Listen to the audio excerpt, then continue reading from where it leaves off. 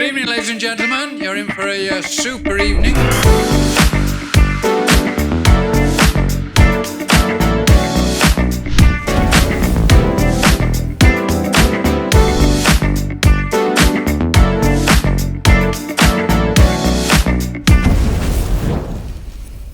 had to stop every 10 miles on the hard shoulder of the motorway, so I saw him coming up.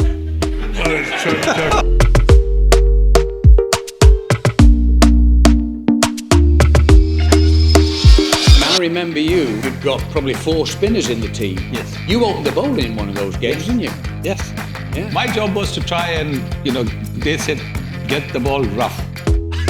So how do you get the ball rough? What, legally or illegally? No, legal. Those days we didn't know this whole thing about, I used to think of myself as probably at that stage, India's most hostile bowler. Was delighted about it. The second set.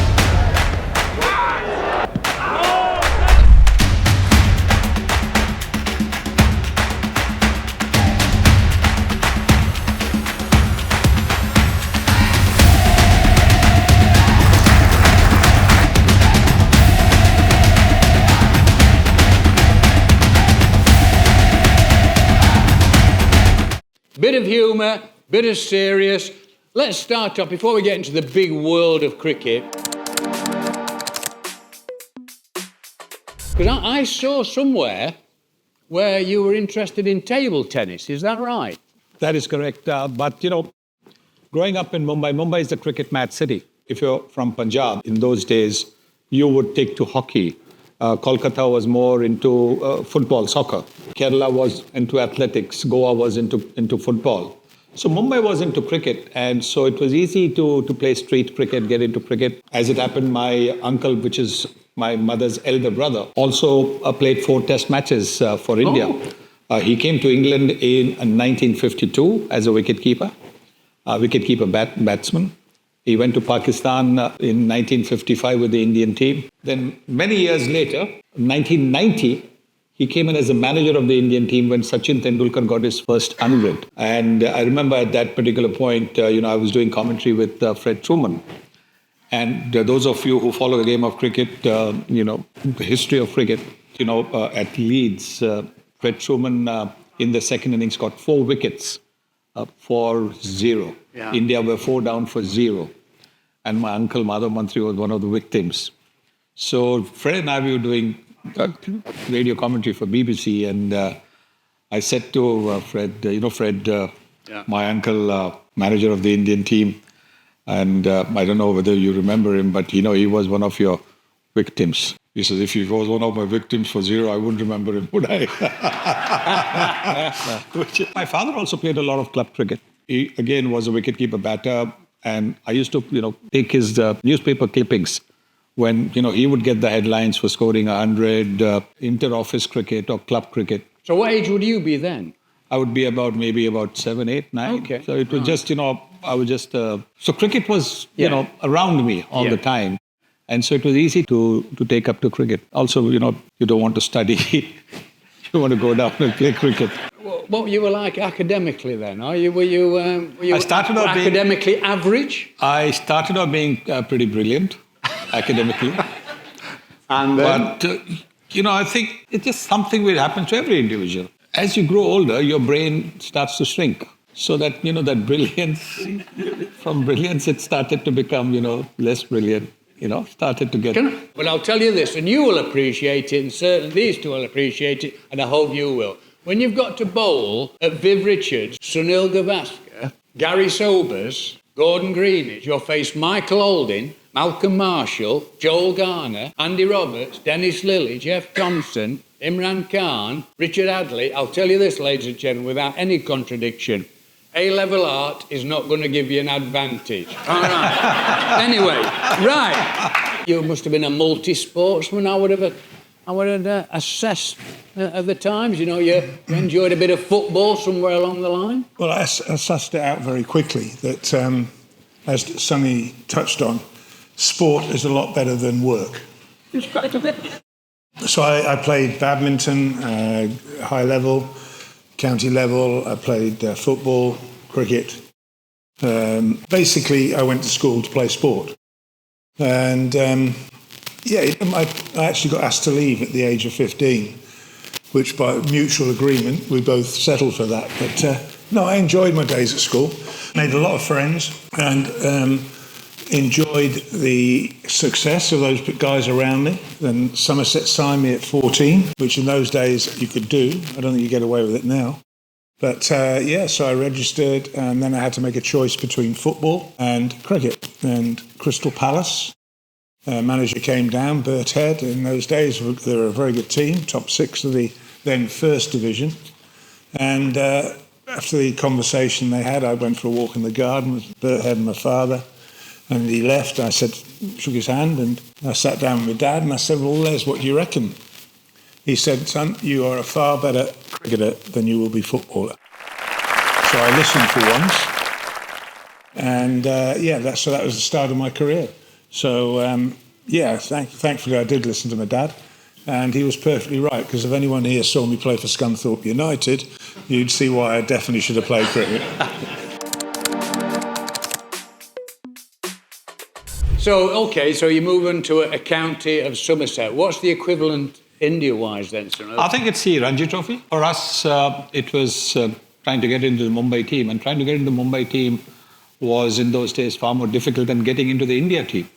Because Really? Mumbai used to have almost 7 to 8 players in the India team in those days. You were given maybe one chance, two opportunities at best. If you didn't do well, that's it. Because there were so many people waiting. Men's strength for Mumbai was just incredible. And so I made my debut for Mumbai, got 5-0, and didn't play for Mumbai for the next 2.5 years. Age? What age were you then? I was 16. 16. Yeah. Didn't play for another 2.5 years. So it was just very, very competitive. But it was fun because, you didn't want things on a platter. And you had to work hard. I realized the importance of 100 not doing the job, get 150. 150 not breaking the doors of the selection committee down, get a 200. So, knocking on the selectors' doors. Sometimes you've got to break the door down for them not to hear the knock, but to actually see you. Yeah. And that's what I learned. Well, he was an all-rounder, and a great all-rounder. Were you always just a, inverted commas, opening batter, or did you actually develop to become an opening batter? Were you a middle-order batter? Did you do any bowling? Did you do any wicket-keeper? I did bowl a lot. I used to be the one that the Mumbai seniors, the Wadekars, the Sardesais and all would give me the new ball to bowl, because then I would bowl from 18 yards. In the nets, nobody checks the no ball. So, you go up and bowl from there, and they actually like that. And for me, rather than doing laps of the ground, that I thought was something that helped my stamina. But I'd love to have batted when he bowled. Well, it's interesting you say that, because as I say, my first tour was India. I didn't play the Tony Greig tour, which we might talk about later on. And I remember you'd got probably 4 spinners in the team. Yes. You opened the bowling in one of those games, didn't you? Yes. Yeah. My job was to try and, they said, get the ball rough. So how do you get the ball rough? Well, legally or illegally? No, legally. Those days we didn't know this whole thing about, So, thank you. So that was it. And so the only way you could get it rough, and the only way that I could ensure that I wasn't taken for 20 runs in an over, was bowl short pitched. And it was, when I bowled short pitched, the batters used to laugh because the ball would, go like this. But they also had that thing in their mind that they can't get out to it, yeah. So it would be, dot How balls. embarrassing would that be? You can't be embarrassed, you can't be out to Sunil's short pitch bowling. I used to think of myself as probably at that stage, India's most hostile bowler. In attitude, if not in pace, in attitude. Who was the left arm who played at the time? There was Karsan Gowri, Eknath Solkar. They opened the bowling as well. Karsan was a genuine opening bowler. Yeah. Eknath Solkar. Well, he used to get, he wasn't on that tour, he used to get boycotted out for a pastime, didn't he? Eknath Solkar, yes, Yeah. every time. Yeah, left arm across, Left hand, Nick. dropping, angling the ball across. Yeah. Caught Gavaskar, second slip, bowled. I wanted to remind Jeffrey about it when we did this show, Midwicket Stories. Did you remind him? And I did not, because, it didn't seem too well at that stage. So I didn't want to remind the old man. Well, I would have. I'd have got straight in there. But I didn't think, when he bowled, I wondered if it actually hit the stumps, whether the bails would come off. Because he was so, I think it was too easy. Yeah. Too easy, the pace. And I think that Jeffrey, I'll just have this one round here. And, of course... Jeffrey actually got out poking. He didn't. He didn't know what to do. He was used to 90 mile an hour bowlers, and suddenly he's got a boat going at 35 miles an hour and floating it. So it was difficult to do. When I played for the senior schools team, I batted at number 10. But after that, I was an opening batsman through and through. Pretty good one as well, I might say. Yeah, but the first time, thank you. First time,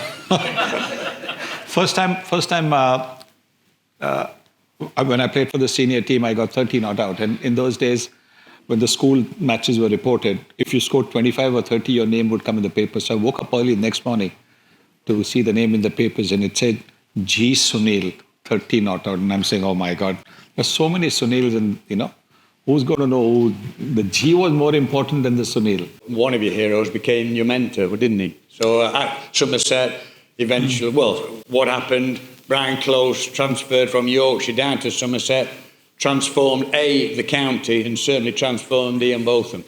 Yeah, you got to remember that Yorkshire has always been a bit fickle when it comes to things, and I have to say that he left Yorkshire and came to Somerset, and it was the best thing, as you quite rightly said. We hadn't won anything for 104 years in Somerset, and Closey came along, and he showed us a different style. Much more proud and gutsy, and the mentality to want to win.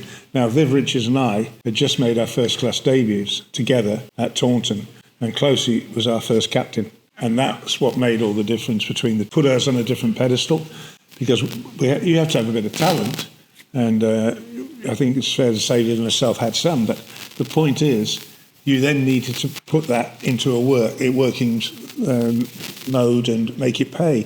And he taught us that. Don't give your wicket away. Fight, take some pain, all the things that you perhaps would have not thought about without someone like him standing behind you. So, he would, if you made a mistake, he'd be the first to give you a bollocking. And then at the end of that, you'd be going to the Stragglers bar for a drink, and he'd be the first to come and put his arm around you and say, this is what I meant, this is how I see it. And you absorbed all this. But the one thing he did not want to do with Closey was get in a car with him. Tom, now Closey, you get in the car with him, and in the centre console, in those days he didn't have radios in the car, so he had his little transistor down here for the radio. He'd have that on, he'd have his beef sandwiches, flask, and 40 pence and edges, which wasn't the best place to be with that going on in this car. So we're driving down, and I'm watching him, and I can see these signs saying motorway, come across to the other lanes, not open, and I'm watching this, and I think, Captain, I said, Skipper, there's warnings here, the road ends. Oh, don't worry about it, lad. Off he goes, reading the Sporting Life, checking the horses, beef sandwich, fag, and a cup of coffee, and a cup of tea rather, and we went straight through the barrier. And it was about a 4-foot drop to where they were laying the surface. And we went through there and amazingly landed on all 4 wheels and stopped. And he didn't bat an eyelid. I found out the adrenaline's brown. Anyway, he just sat there, lit a cigarette up and a cup of tea and said, get someone here, lad, to come and get the car out. And that's the upbringing I had from my captain. So it's hard to... he also played football for Arsenal, Bradford City, etc. And the one little story which I think is worth saying, he played, and they sent a match against whoever it was, got up, headed the ball, but he actually headed it over the bar. So the coach said to him, look, you've got to head it down, Closey. Get up there, as you're strong and you can do it. Get up there and head it down. Next game, didn't stop for ice in those days. Frozen pitch or semi-frozen. Ball comes over, he gets up, heads it into the ground, and it bounces straight over the bar. But he was just a freak. He could play every sport. Golf, he played 5 right-handed and 3 left-handed.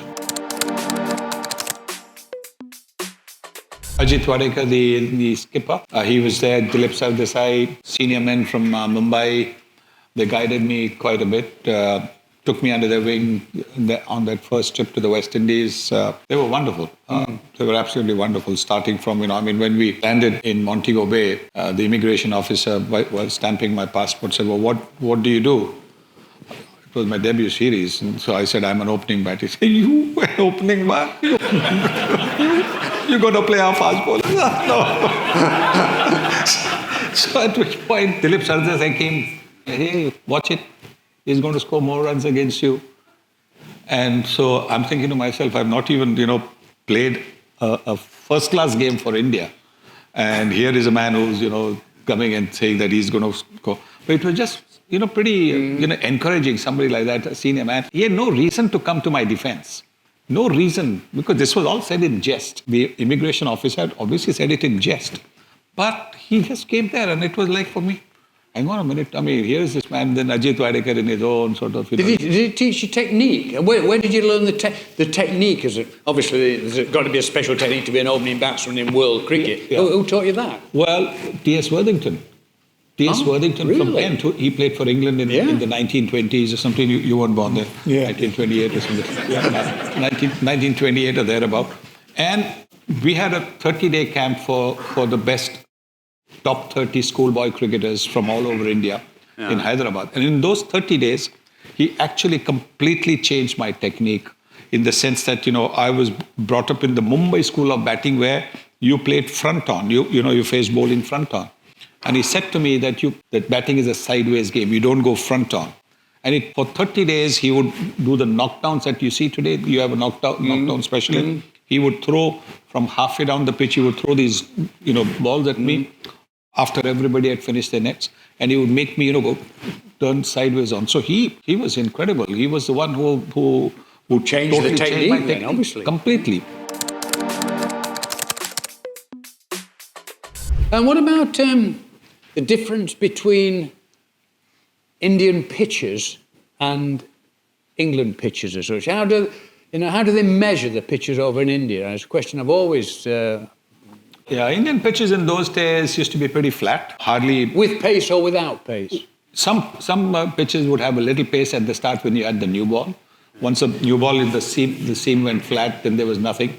The odd one used to turn a bit, didn't it? Yes, but maybe towards the third or the fourth day, not really.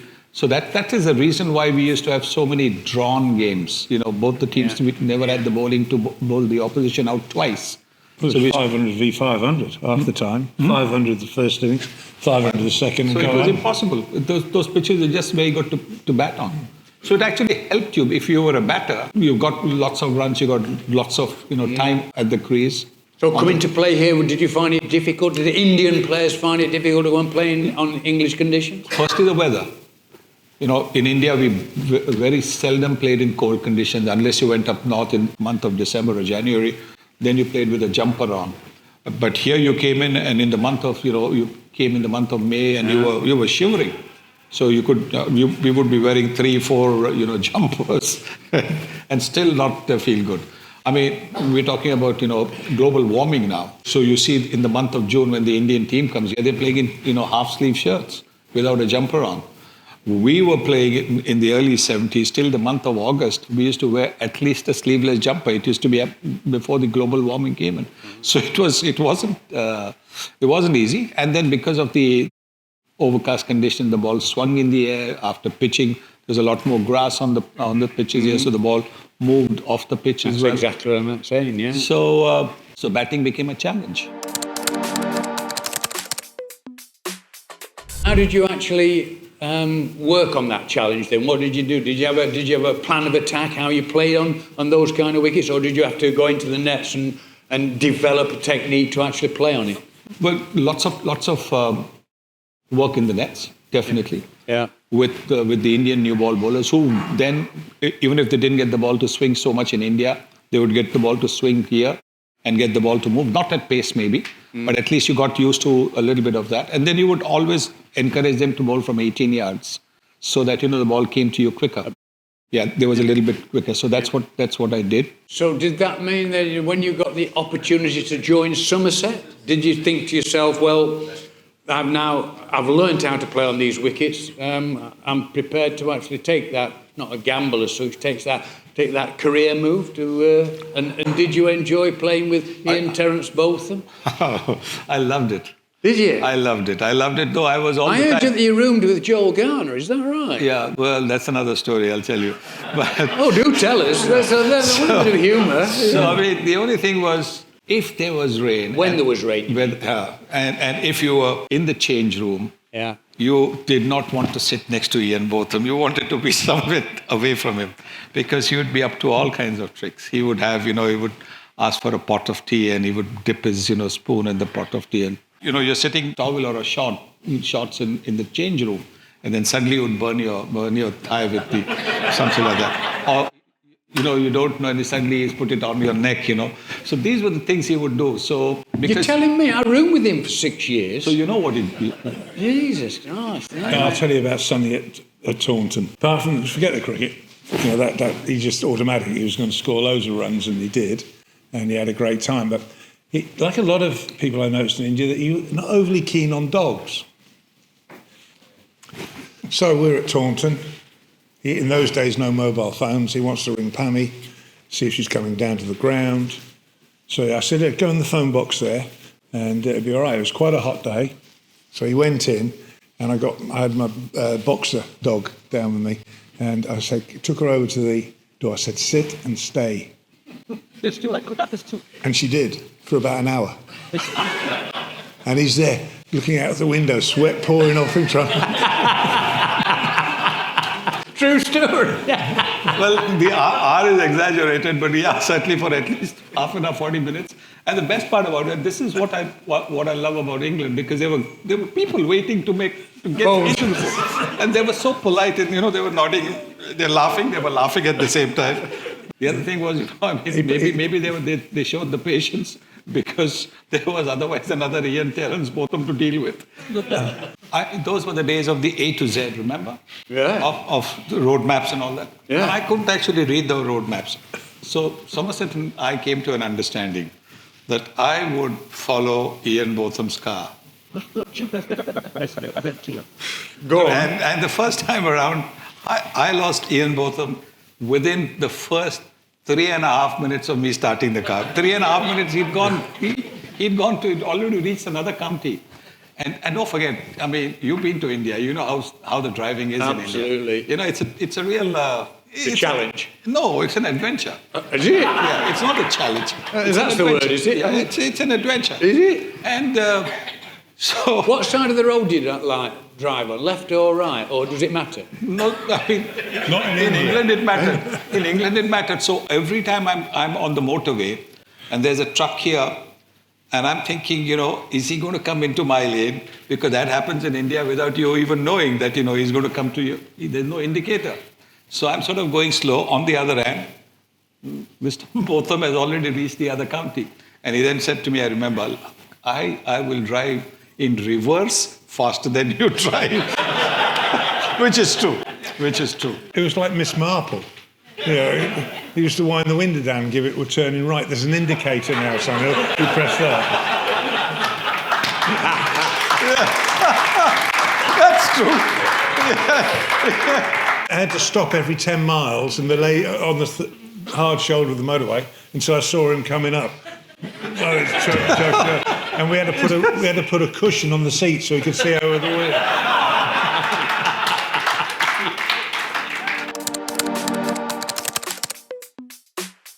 About playing against each other then, how did you bother about facing Ian Botham? Was it like facing everybody else really? No, I think because he got me out so many times. So Did he? Clearly, oh yes. Yeah, I mean, look. Did you not did you struggle to play the long No, hop? the fact of the matter is, I just couldn't play outswing bowling. I would keep on, feeling for the ball. That's it. And then because I had this backlift which came from third man, I wasn't able to deal with the incoming delivery as well. So then, Ian would bowl those outswingers and then bowl one that, nipped back in. and I would be gone over there. Even when it came to playing spin bowling, these left-handers bowling, tossing the ball up, getting the ball to turn from leg to off, always caught in the slips or going down the pitch and being stumped. Right-hand off spinners, bowling, caught pad or playing across the line, being out, LBW. So that was a weakness. What can I do? But you bowl straight at me, you can't get me out. Can I point out, I did get him out a few times, but he also scored about 20,000 runs. So let's just keep it in perspective here.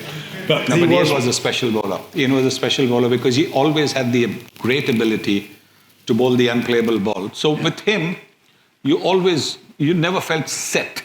With a lot of other bowlers, you feel set. Now, there's nothing that this man can do to surprise me, but not with Ian Botham, because Ian Botham had this wonderful ability to bowl the unplayable delivery and get you out. And I'm not saying it because he's just sitting next to me, but seriously, I mean, look, 390 wickets in Test cricket.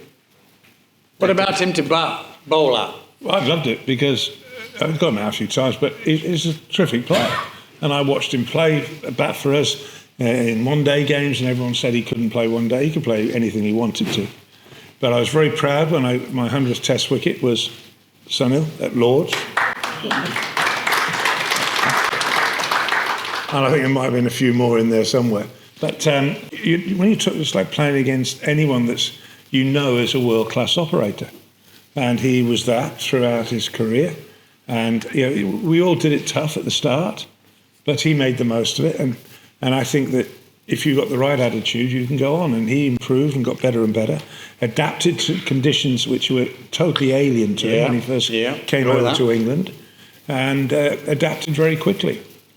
So really, you want to bowl to him in his first 2 or 3 games in England, then you might get him out. But no, he was terrific, and we had many good battles. What about the Jubilee Test? Do you remember the Jubilee Test? I remember it. Yeah, I remember. How do you remember it? Because I can't remember you being sober. Yeah, well, we just toured Australia. It was a long top tour, and we had the Jubilee Test in Mumbai. And I was rooming with Derek Underwood. He saw me for 40 minutes in the 7 days we roomed together. But I had a great time. I bowled every over bar one at one end in the whole test. Did you? Yeah. Well, that tells you about the stamina. See, in Mumbai, even in the month of Jan-Feb, can be pretty sticky. But he bowled non-stop from one end. He got 16 wickets in the game. What about you? Did you get 100 as well? He got 100 as well. Scored 110 wickets. 13. It's about the time when you broke your shin. I'm not sure right or left. And I broke his shin. Yes, I know. You got that forward shot leg. Just out there. Yeah, you got a double 100. You came into field at forward short leg for a few deliveries, and you were not prepared. No shin pads, or maybe despite the shin pads. But on the plaster, you got Sir Ian Botham to put a signature, sign his autograph. So could you give us the context in this situation and how that came about? See, this was now 2 years after we played together for Somerset. And so he's just coming to bat. I'm not stupid to stand at silly point if he was set. He had just come into bat. This was his first 2-3 deliveries. So just to try and, rile him up, I was at silly point. And sort of fooling around by, pushing my hand forward, etc., as if the catch was going to come down. And then Ravi Shastri bowls a short delivery. And he goes back and he just punches it. And I'm trying to get out of the way. Hits me on the leg. And that's it. He might not agree, but his good friend in those days in the Indian team used to be Yashpal Sharma. And he said, he still, I think till yesterday, he was saying, it's when Yashpal Sharma came and tried to, when you were down on the ground, pressing your leg, that's how it got broken.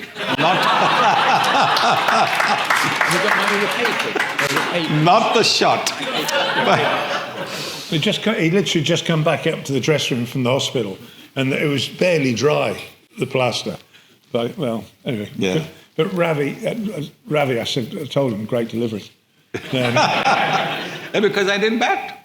Those were different days as far as, playing for India was concerned, and BCCI, etc., didn't have the money then. So we had a baggage allowance of 20 kg. I wasn't going to put in any extra, weight, take plaster in that. I'd done enough shopping. I wasn't going to put anything extra, and pay. In Botham, you went to India for a test match at a time when, you were allowed to go out late or, enjoy yourselves. And you particularly went out. You thought it'll be an easy day tomorrow. You came back at 4:30 in the morning. That was quite early then. Exactly. 4:30 in the morning with the drinks. At that time, alcohol you were allowed.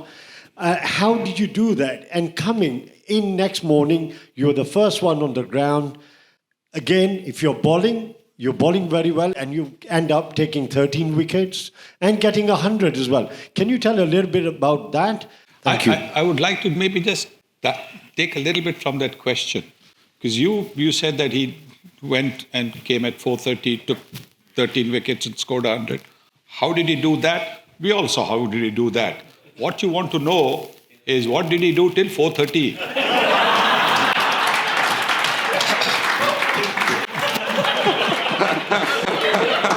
That is more important, rather than, because then so many all-rounders in the world would want to do that. Exactly.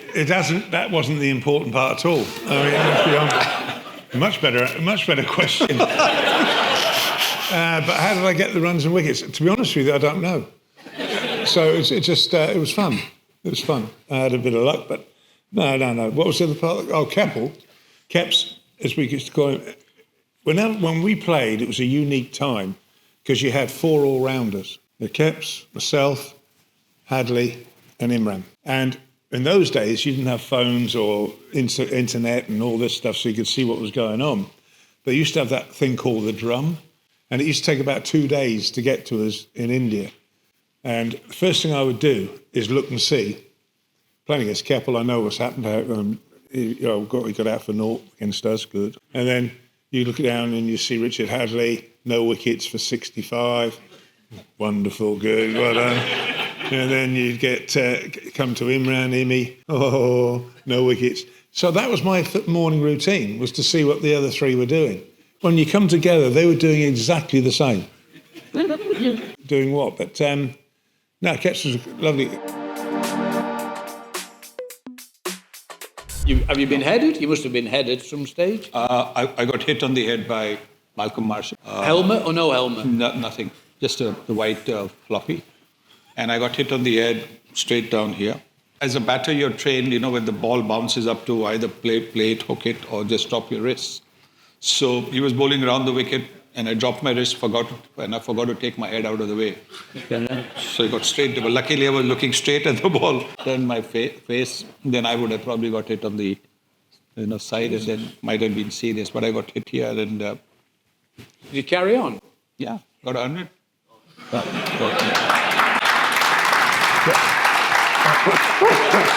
Very impressive. I'll tell you, he also came out, I couldn't help but laugh when I saw it, but he had the big white floppy, but he had this bloody thing. That was later. This moulded, whatever it was that went round his head. He looked like something out of Gladiator. When he came out there with this bit down here and around. But all he wanted to do was like the Brearley thing. Brearley used to wear that. Well, the same thing. Yeah. So actually, because of Breers that I went to this. But you, Nottingham. Mr. Wadga was sitting there. He took me to the doctor and got it made. And because I didn't want any weight on it, I got it cut here. I mean, you've got to be stupid to get hit like this. Yeah. So I got it cut here, and that's why the white floppy which I used to wear on top of it flew off. Richie Benoit saw that and said, "Oh, that looks like an inverted and broken flower vase." Any more? Before you... Go on. No, mate. but the thing is, what happened was, once we saw him walk out with that, every quick bowler wanted to hit it and see if it worked. So we all got wound up and... With the bouncer was not an issue. Yeah. I mean, I'm vertically challenged. Where's the bouncer going to be a problem? So that was actually very good, because if Ian Botham's bowling good outswingers over there, then I'm in trouble. But if he's going to bowl short, then it's going to go over my head. Happy days. Any other injury? You must have broken a few fingers. Against Pandurang Salgaonkar. So the Garners never hit you? The Joel? No. But he gave me such a hard time in the World Cup final here, not too far away at Lord's. On a real green pitch, he was bowling from the pavilion end and the slope of, the ridge. The ball was flying past my face. And first 6 balls, nothing, 0. Next over again, he bowls the first to deliver, he's gone past my face, nothing. Third ball, he bowls a little further up, hits me on the pads, goes down to deep fine leg for a leg by. So now I go to the other end, and I've not crossed across. I'm waiting for him to come back from his follow-through.